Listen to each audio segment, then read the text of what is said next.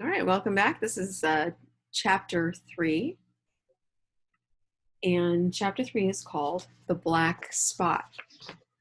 Now, if you looked at some of the pirate lingo that we were looking at when we were studying pirates early on, you might know what the black spot is. If not, you could look up what it means to a pirate, because it's a very specific thing. And so we're going to learn a little bit more about that in this particular reading. Okay, so once again, make sure that you have your worksheet handy, the Treasure Island notes, I should call it. Okay, so you have your notes. Make sure that you are done with chapter 1 and chapter 2. Don't come off until you're further back. You want to make sure that it's still kind of fresh in your memory. Okay, even the pictures, get everything done before you move on. And so now we're on the black spot. All right, so as you read, you really should be marking the text. Talked a little bit about how you can mark words that you didn't understand, so you can go back and check them later. But you can also mark things that you're like, oh, hey, I'm going to highlight this because this is definitely going to go in the summary. This is something important. All right, so something you wonder about, something you think is difficult, you know what the questions are on those notes pages. So, help yourself out, save yourself a little bit of time as you're going along, highlight the text. Now, in the future, you're going to have to go back and maybe write about this section, or maybe do an artwork about this section. So it's really easier if that notes page is filled out completely. And if your text is marked, so that when you go back to look at it, you don't have to read the whole thing again. You have it all ready to go. Okay, so let's get started. Chapter 3 is called The Black Spot. All right, here we are. Now, last we left them, Billy, the captain, had a stroke and wasn't doing so well. Okay, here we are. About noon, I stopped at the captain's door with some cooling drinks and medicines. He was lying very much as we had left him, only a little higher, and he seemed both weak and excited. Jim, he said, you're the only one here's that worth anything, and you know I've been always good to you. Never a month but I've given you a silver fourpenny for yourself. And now you see, mate, I'm pretty low and deserted by all. And Jim, you'll bring me one noggin of rum now, won't you, matey? The doctor, I began, but he broke in cursing the doctor in a feeble voice, but heartily. Doctors all swabs, he said. And that doctor there, why, what do he know about seafaring men? I've been in places hot as pitch, and mates dropping round with yellow jack, and the blessed land a-heaving, like the sea with earthquakes. What do the doctor know of lands like that? And I lived on rum, I tell you. It's been meat and drink, and man and wife to me. And if I'm not to have my rum now, I'm a poor old hulk on a lee shore. My blood'll be on you, Jim. And that doctor swab. And he ran on again for a while with curses. Look, Jim, how my fingers fidges, he continued in the pleading tone. I can't keep 'em still, not I. I haven't had a drop of this blessed day. That doctor's a fool, I tell you. If I don't have a dram of rum, Jim, I'll have the horrors. I seen some of them already. I seen old Flint in the corner there behind you. As plain as print I seen him. And if I get the horrors, I'm a man that has lived rough, and I'll raise Cain. Your doctor himself said one glass wouldn't hurt me. I'll give you a golden guinea for a noggin, Jim.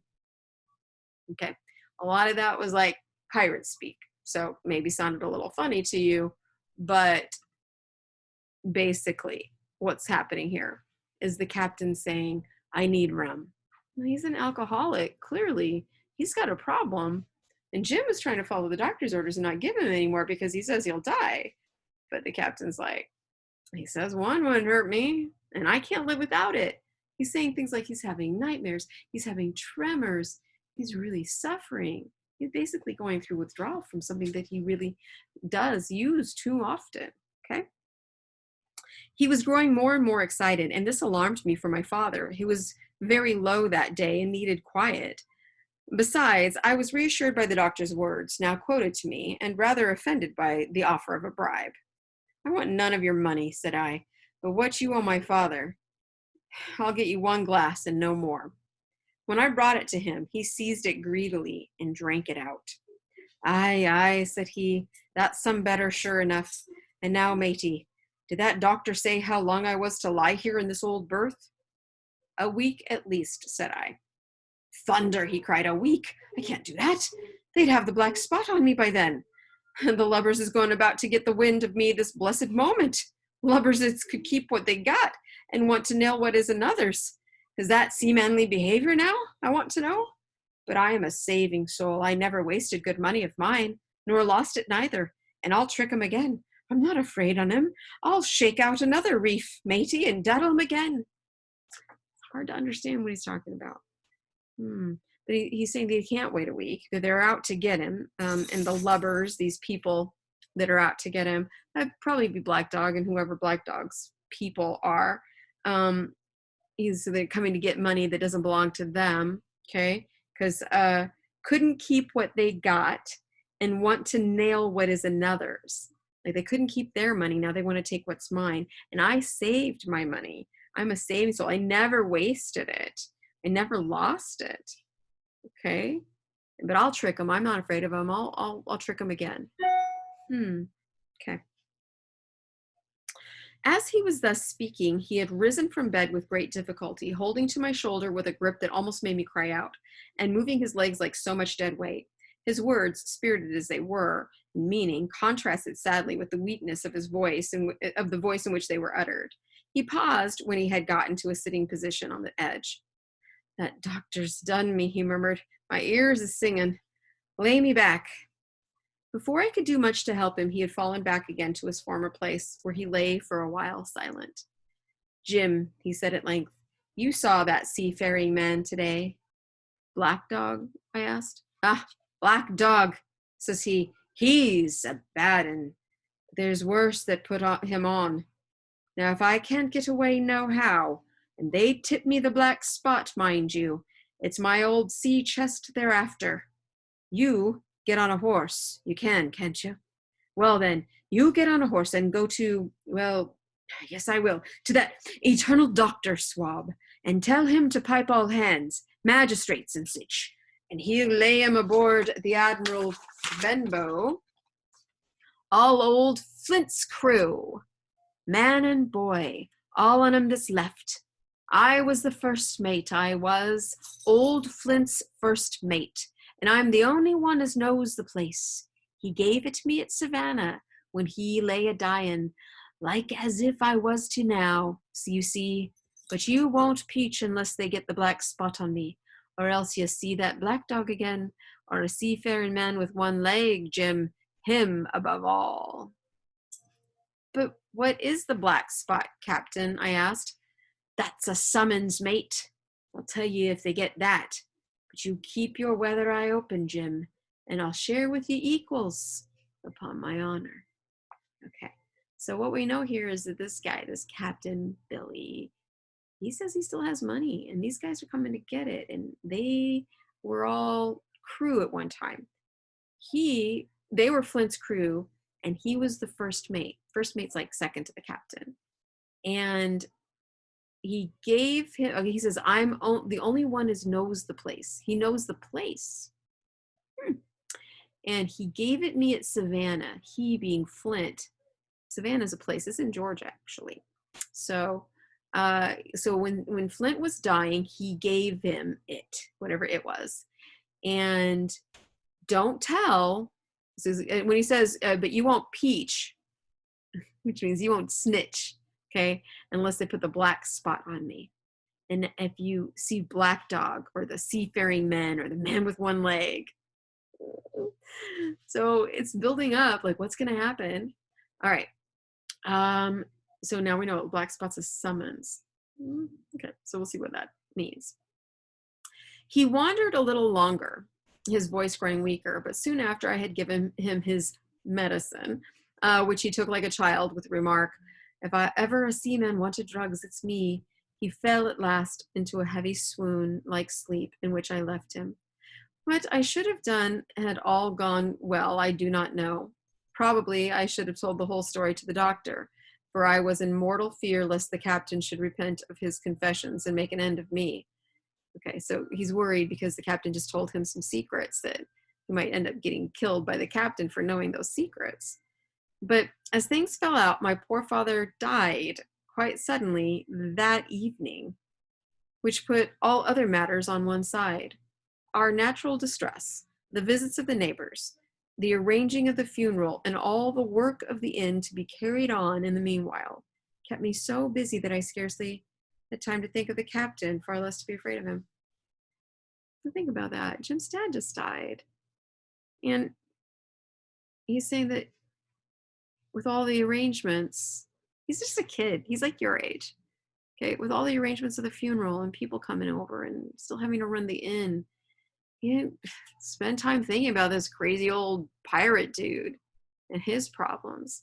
He forgot about that for a while, and I think he had good reason for it. And this is a pretty traumatic moment for Jim.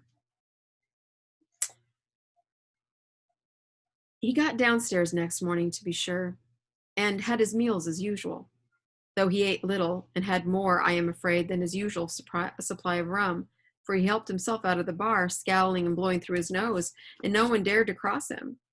On the night before the funeral, he was as drunk as ever, and it was shocking in that house of mourning to hear him singing away at his ugly old sea song. But weak as he was, we were all in the fear of death for him, and the doctor was suddenly taken up with a case many miles away. It was never near the house after my father's death. I have said the captain was weak, and indeed he seemed rather to grow weaker than regain his strength. He clambered up and down stairs and went from the parlor to the bar and back again, and sometimes put his nose out of doors to smell the sea, holding on to the walls as he went for support and breathing hard and fast like a man on a steep mountain. He never particularly addressed me, and it is my belief he had as good as forgotten his confidences, which means he forgot that he told Jim those secrets. But his temper was more flighty, and allowing for his bodily weakness, more violent than ever. He had an alarming way now when he was drunk of drawing his cutlass and laying it bare before him on the table. But with all that, he minded people less and seemed shut up in his own thoughts and rather wandering. Once, for instance, to our extreme wonder, he piped up to a different air, a kind of country love song that he must have learned in his youth before he had begun to follow the sea. So the captain's behaving very strangely. He's weak, but he's still helping himself to a lot of rum. And he's babbling on and even singing love songs. But he's not very nice to everybody. And obviously they're all a little bit distracted because other things have been going on. So things passed until the day after the funeral, and about 3 o'clock of a bitter, foggy, frosty afternoon, I was standing at the door for a moment, full of sad thoughts about my father, when I saw someone drawing slowly near along the road. He was plainly blind, for he tapped before him with a stick and wore a great green shade over his eyes and nose. And he was a shade, like a shade over, kind of like sunglasses. And honestly, they did wear sunglasses back then when they were blind sometimes, or what we would call sunglasses now. And he was hunched as if with age or weakness, and wore a huge old tattered sea cloak with a hood that made him appear positively deformed. I never saw in my life a more dreadful looking figure. He stopped a little from the inn and, raising his voice in an odd sing-song, addressed the air in front of him. Will any kind friend inform a poor blind man who has lost the precious sight of his eyes in the gracious defense of his native country, England, and God bless King George, where or in what part of this country he may now be? Okay, so a hunched over blind guy with a stick and a cloak shows up up in front of the inn and asks for assistance. Where am I? Is what he's asking. You are at the Admiral Benbow, Black Hill Cove, my good man, said I. I hear a voice, said he, a young voice. Will you give me your hand, my kind young friend, and lead me in? I held out my hand, and the horrible, soft-spoken, eyeless creature gripped it in a moment like a vice. I was so much startled that I struggled to withdraw, but the blind man pulled me close up to him with a single action of his arm. Now, boy, he said, take me into the captain. Sir, said I, upon my word, I dare not. Oh, he sneered, that's it. Take me in straight or I'll break your arm. And he gave it, as he spoke, a wrench that made me cry out. Sir, said I, it is for yourself I mean. The captain is not what he used to be. He sits with a drawn cutlass. Another gentleman. Come now, march, interrupted he, and I never heard a voice so cruel and cold and ugly as that blind man's. It cowed me more than the pain, and I began to obey him at once, walking straight in at the door and towards the parlor where our sick old buccaneer was sitting, dazed with rum. The blind man clung close to me, holding me in one iron fist and leaning almost more of his weight on me than I could carry. Lead me straight up to him, and when I'm in view, cry out, here's a friend for you, Bill. If you don't, I'll do this. And with that, he gave me a twitch that I thought would have made me faint. Between this and that, I was so utterly terrified of the blind beggar that I forgot my terror of the captain, and as I opened the parlor door, cried out the words he had ordered in a trembling voice. The poor captain raised his eyes, and at one look, the rum went out of him and left him staring sober. The expression of his face was not so much of terror as of mortal sickness. He made a movement to rise, but I do not believe he had enough force left in his body. Now, Bill, sit where you are, said the beggar. If I can't see, I can hear a finger stirring. Business is business. Hold out your left hand. Boy, take his left hand by the wrist and bring it near to my right. We both obeyed him to the letter, and I saw him pass something from the hollow of the hand that held his stick into the palm of the captain's, which closed upon it instantly. And now that's done, said the blind man, and at the words he suddenly left hold of me, and with incredible accuracy and nimbleness skipped out of the parlor and into the road, where, as I still stood motionless, I could hear his stick go tap, tap, tapping into the distance. It was some time before either I or the captain seemed to gather our senses, but at length, and about at the same moment, I released his wrist, which I was still holding, and he drew his hand and looked sharply into the palm. 10 o'clock, he cried. 6 hours. We'll do them yet. And he sprang to his feet. Even as he did so, he reeled, put his hand to his throat, stood swaying for a moment, and then, with a peculiar sound, fell from his whole height, face foremost, to the floor. I ran to him at once, calling to my mother, but haste was all in vain. The captain had been struck dead by thundering apoplexy. It is a curious thing to understand, for I had certainly never liked the man, though of late I had begun to pity him. But as soon as I saw that he was dead, I burst into a flood of tears. It was the second death I had known, and the sorrow of the first was still fresh in my heart. It's a really tough time for Jim. Yeah. I imagine he didn't really like the pirate, but the pirate had been there for months and kind of got used to him. And the pirate, if he was nice to anybody, he was kind of nice to Jim. He gave him money, told him secrets and stuff. He relied on him. And now he just dropped dead. And Jim hadn't really had a chance to be grieving for his dad. And some weird stuff had been happening, right? Take a look at your notes page. You got to write a summary. And in that summary, you need to make sure that you cover the action of the story. A really good summary is about 5 sentences long, okay? You want to start your summaries with an overarching statement, something that kind of tells you the gist of what just happened, right? So this one, you could say that the captain is weak, and then he is visited by this blind man who gives him the black spot, and he ends up suddenly dying. There's your overarching statement. And then give like 3 of the major details. Jim's dad died. Captain insists on still having rum. The black beggar shows up and is mean to Jim and makes him announce him to the captain. And in the end, he presents him with something called the black spot. The captain stands up and falls face first and dies. and Jim cries. It's tough.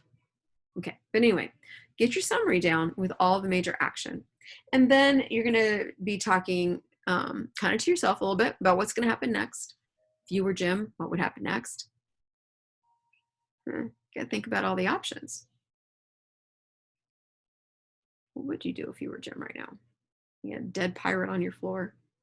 You're crying.